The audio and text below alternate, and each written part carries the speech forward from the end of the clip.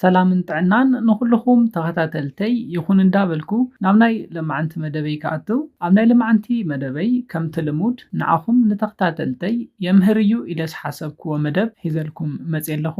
ናይ ልምዓንቲ መደበይ ዘልዕሎ ክንደይ ዓይነት ብልዕቲ ከም ዘለውን ኣብ እዋን ፆታዊ ርክብ ዝህብዎ ጣዕም ከ ይፈላለዩ ድዩ? ዝፈላለ እንተኾይኑ ኸ ኣየናይ ዝበለፀ ይዕግብ? እንታይ ዓይነት ናይ ቅርፂ ኣፈላላይከ ኣለዎም ዝብል እውን ክንርኢና እስካብ ናይ መደበይ ፍጻመ ሓቢርኩም ንፅንሑ። ነዚ ቻነል ሓደሽቲ ዝኾንኩም ሰብስክራይብ ብምግባርን ነታ ናይ ደውል ምልክት ብምንካእን ዝተፈላለዩ ናይ ፆታዊ ርክብ ናይ ጥዕና ከምኡውን ናይ ሓዳርን ናይ ፍቕርን ሂወት ኢንፎርሜሽን ትረኽብሉ ቻነል ስድራ ንኽትኮኑ ብኽብሪ ንሓትት። መደብና ናብ ብዙሓት በፂሑ ትምህርቲ ንክወስድሉ ላይክ ጌርኩም ጀምርዎ። ስድራ ንስኾንኩምኒ እንዳመስገንኩ ናብ መደበይ ክምለስ። እቲ ቀዳማይ ንሪኦ ናይ ብልዕቲ ዓይነት ባርቢ ንብሎ እዩ። እዚ ናይ ብልዕቲ ቅርፂ ከም ዳብሊው ፊደል ዓይነት ቅርፂ ዘለዎ እዩ። ኣብዝሓ ናይ ሓበሻ ደቂ ኣንስትዮ ድማ ባርቢ ቅርፂ ብልዕቲ ዘለወን እየን። ባርቢ ንብሎ ዓይነት ብልዕቲ ምንም ዓይነት ከንፈር ዘይብሉን ምንም ዓይነት ጋፕ ወይ ድማ ክፍቲ ዘይብሉን ናይቲ ብልዕቲ ከንፈር እውን ናብ ውሽጢ እቱ ዝበለን ፅብብ ዝበለን እዩ። ኣባና ኣብዝሓ ደቂ ኣንስትዮ ነዚ ዓይነት ብልዕቲ ዘለወን እየን። ኣብ መበል ካልኣይ ንሪኦ ዓይነት ብልዕቲ ድማ ፐፍ ንብሎ ዓይነት ብልዕቲ እዩ። እዚ እውን ከም ባርቢ ናይ ደብሊው ቅርፂ ዘለዎ ኮይኑ ኣፈላለዩ ግና እዚ ከንፈር ዘለዎ እዩ። ባርቢ ከምቲ ቅድም ኢለ ዝሓበርኩልኩም ከንፈር ዘይብሉ ልጥፍ ዝበለ እዩ። ኮይኑ ግና ፐፍ ንብሎ ድማ ብጣዕሚ ንፍሕ ዝበሉ ናይ ብልዕቲ ከንፈር ዘለዎም እዮም። ባርቢ ንብሎ ናብ ውሽጢ እቱ ዝበለ እዩ። እዚ ድማ ናብ ደገ ውፅእ ዝበለ ከንፈር ዘለዎ እዩ። እዚ እውን ካብ ባርቢ ብዘይተናኣሰ ኣብ ሓበሻ ደቂ ኣንስትዮ ብበዝሒ ዝርከብ ዓይነት ብልዕቲ እዩ። ስለዚ ካብ ባርቢ ዘለዎ ኣፈላላይ ድማ ርጉድ ዝበለ ከንፈር ስለ ዘለዎ ምዃኑ ክትፈልጡ ኣለኩም።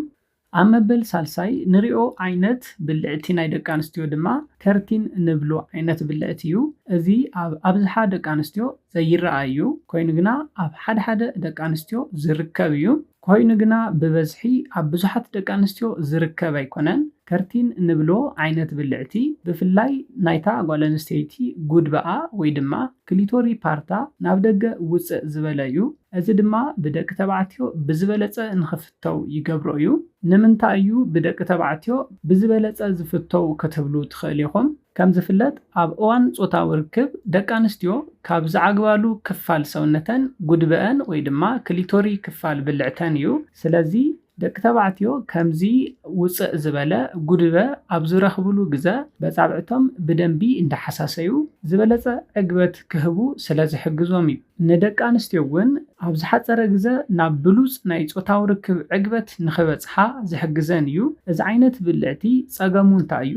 ደቂ ኣንስትዮ ከምዚ ዓይነት ብልዕቲ ክህልወን እንተሎ ኣይፈትዋን። ጉድበአን ናብ ደገ ሕብጥ ኢሉ ውፅእ ስለ ዝብል ልክዕ ከም ናይ ደቂ ተባዕትዮ መትሎ ውፅእ ዝበለ ስለ ዝመስለን ይሓፍራሉ እየን። ከምኒ ታይት ክዳውንቲ ናብ ሰውነተን ጥብቕ ዝብሉ ክዳውንቲ ማለት እዩ ንምኽዳን ይስከፋ እየን። ኮይኑ ግና ከምዚ ዓይነት ብልዕቲ እንተሃሊክን ንደቂ ተባዕትዮ ኣብ እዋን ፆታዊ ርክብ ዕግበት ስለ ዝህቦምን ንዓኽን ድማ ነቲ ውፅእ ኢሉ ዘሎ ጉድበኽን በፃብዕቶም እንዳሓሳሰዩ ዝበለፀ ዕግበት ንክህቡኽን ስለ ዝሕግዞም በቲ ቅርፂ ብልዕትኽን ክትሕጎሳን ክትኮርዓን እምበር ክትስከፋ የብልከነን።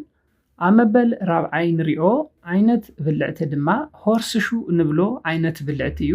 ወይ ድማ ናይ ፈረስ ጫማ ንብሎ ዓይነት ብልዕቲ እዩ። ልክዕ ናይ ፈረስ እግሪ ዝመስል ቅርፂ ዘለዎ እንትኾን እዚ ድማ ብፍላይ ኣብ እዋን ፆታዊ ርክብ ደቂ ተባዕትዮ ክረኽብዎ ካብ ዝምነይዎ ዓይነት ብልዕቲ እዩ። ዝዓግብሉ ዓይነት ብልዕቲ እውን እዩ። ደቂ ኣንስትዮ እውን ብጣዕሚ ሴንሲቲቭ ዝኾናሉ ዓይነት ብልዕቲ እዩ። ሆርስሹ ንብሎ ዓይነት ብልዕቲ ዘለወን ደቂ ኣንስትዮ ቀልጢፈን ናብ ዕግበት ዝበፅሓ ዓይነት ደቂ ኣንስትዮ እየን። ቅድሚ ናብ ፆታዊ ርክብ ምእታውኩም ዝግበር ምስዕዓም ምትሕስሳይ ምንኽኻእ ወይ ድማ ብእንግሊዝኛ ፎር ፕሌይ ንብሎ እዚ ዓይነት ብልዕቲ እንተሃሊወን ዘይከድልየኩም ይኽእል እዩ። ምክንያቱ እንታይ እዩ?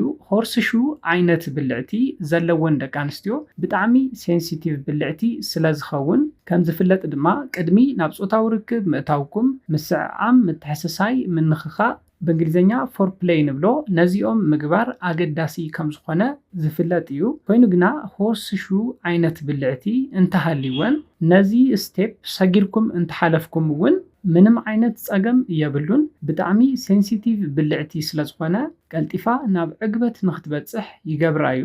ንምንታይ እዩ እዚ ዓይነት ብልዕቲ ፍልይ ኢሉ ብጣዕሚ ሴንሲቲቭ ኮይኑ ክትብሉ ትኽእል ኢኹም? ምክንያቱ እንታይ እዩ? ኣብ ብልዕተን ከባቢ ልዑል መጠን በዝሒ ሰብሒ ስለ ዘሎ እዩ። ኣብ ብልዕተን በዝሒ ሰብሒ እንተሃልዩ ድማ ቀልጢፈን ራሕሲ ንኸውፃእ ይገብረን እዩ። ራሕሲ እንተውፅአን ድማ ቀልጢፈን ናብ ዕግበት ንኽበፅሓን በቲ ፆታዊ ርክብኩም ሕማም ንኸይስምዐንን ዝሕግዘን እዩ። ካብዚ ብተወሳኺ ድማ ደቂ ተባዕትዮ መትለኹም ናብ ብልዕተን ኣብ ተእትውሉ ግዜ ናይ ብልዕተን ሙቐት ሴንስ እንዳገበርኩም ፆታዊ ርክብ ንኽትፍፅሙ ዝሕግዘኩምን እቲ ስብሒ ድማ ንመትለኹም ስለ ዝሕዞን ዝበለፀ ዕግበት ትረኽብሉ ኢኹም። ኣብ መበል ሓምሻይን ናይ መወዳእታ ንሪኦ ዓይነት ብልዕቲ ድማ ቱሊፕ ንብሎ እዩ። እዚ ዓይነት ብልዕቲ ድማ ቅርፂ ዕምበባ ክዕምብብ ክብል እንተሎ ዘለዎ ቅርፂ ዓይነት እዩ። እዚ ኣብ ብዙሓት ደቂ ኣንስትዮ ዝርከብ ዓይነት ብልዕቲ ኣይኮነን፣ ኣብ ሓደ ሓደ መናእሰይ ደቂ ኣንስትዮ ዝርከብ ጥራሕ እዩ። ዓይነታት ብልዕቲ ደቂ ኣንስትዮ እዘን 5 ዓይነታት እዮም። ባርቢ፣ ፐፍ፣ ከርቲን፣ ሆርስ ሹን ቱሊፕን ዝበሃሉ እዮም። ብ1% ሆርስ ሹ ካብቶም 4 ብዝተፈለየ መልክዑ ዝበለፀ ዕግበት ናይ ምሃብ ዕድል ኣለዎ። ኮይኑ ግና ኩሎም ዓይነት ብልዕቲ ተቐራራብን ተመሳሳልን ዕግበት ይህቡ እዮም። ቅርፂ ናይቲ ብልዕትኽን ይፈላለዩ እምበር ኣብ እዋን ፆታዊ ርክብ ንደቂ ተባዕትዮ ናይ ምዕጋብ ዓቕሞም ናይ ኩሎም ተመሳሳልን ኣዕጋባይ ናይ ፆታዊ ርክብ ንምፍፃም ዕድሎም እውን ሓደ ዓይነት ከም ዝኾነ ክትፈልጥ ኣለክን። ደቂ ተባዕትዮ እውን ብተመሳሳሊ ቅርፂ ብልዕተን ዝተፈለየ ደቂ ኣንስትዮ ክትረኽቡን ከለኹም ዕግበት ዘይክትህበኒ ትኽእል እያ ኢልኩም ክትሓስቡ የብልኩምን። ተመሳሳሊ ዓይነት ዕግበት ክትረኽብሉ ስለ ትኽእሉ እዩ። ንደቂ ኣንስትዮ እውን ብተመሳሳሊ ናይ ፆታዊ ርክብ ፕሮሰሳት ብትክክል መንገዲ እንተፈፂምከን ዋላ ዝተፈላለየ ብልዕቲ ቅርፂ ይሃልኽን ኣዕጋባይ ተናፋቒ ናይ ፆታዊ ርክብ ክትፍፅማ ከም ትኽእላ ክትፈልጣ ኣለክን። ብዘለክን ቅርፂ ብልዕቲ ክትስከፋ የብልክንን። ምክንያቱ እንታይ እዩ? ተመሳሳሊ ጥቕምን ተመሳሳሊ ዕግበትን ናይ ምሃብ ዓቕሚ ስለ ዘለዎም እዮም። ነዚ ናይ ልማዓንቲ መደበይ በዚ ክዛዝም ካብ ናይ ልማዓንቲ መደበይ ዝኾነ ሓድሽ ነገር ከም ዝሓዝኩም ተስፋ ይገብር። ነዚ ቻነል ሓደሽቲ ዝኾንኩም ሰብስክራይብ ብምግባርን ነታ ናይ ደውል ምልክት ብምንካእን ከተተባብዑናን ስድራ ክትኮኑናን ብክብሪ ንሓትት። መደብና ናብ ብዙሓት በፂሑ ትምህርቲ ንክወስድሉ ላይክ ሼር ምግባርኩም ይትረስዑ። ሓሳብ ርእቶኹም ንቻነልና ንምዕባይ ስለ ዝሕግዘና ሓሳብ ርእቶኹም ብኮሜንት ኣብፅሑና። ብኻሊእ መደብ ብኻሊእ ሓሳብ እስካብ ንራኸብ ሰላምን ጥዕናን ንኹላትና የቐኒየለይ።